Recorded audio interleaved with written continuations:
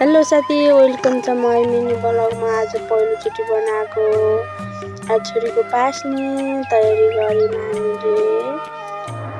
अनि गाउँघरमा यस्तै त हो नि साथीहरू। अनि छोरीलाई अब तयार बनाउँदैछौँ, कपडा लगाएर तयार पनि भइसकिन्। कति राम्रो हेर न छोरी खुसीले। अनि हेर न उतातिर हेरिराखेको फुपूले त बत्तीहरू बाल्दै हुनुहुन्थ्यो, त्यही भएर छोरी चाहिँ हेरिरहेको। साथीहरू यस्तै त हो नि गाउँघरमा। हेर न कति खुसी भएको छोरी। अनि पहिला के खन्डेल टिको लाउने भनेर खन्डेल टिको लगाइन्। अनि फुपूको पालो समाउने अनि मेरो चाहिँ भात खुवाउने पालो। हेरेर कति खुसी भएको फुपू चाहिँ। अनि यस्तै त हो साथीहरू। अनि फुपूले टिका लगाएर आशीर्वाद दिनुभयो।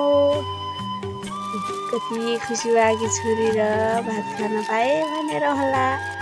अब बोक्ने चलन छ नि त गाउँघरमा। अनि हजुरबुवाले बोक्नुभयो। हेर न कति खुसी भयो कि बोकेर आजदेखि बोक्ने सुरु गर्ने भनेर बोक्नुभयो।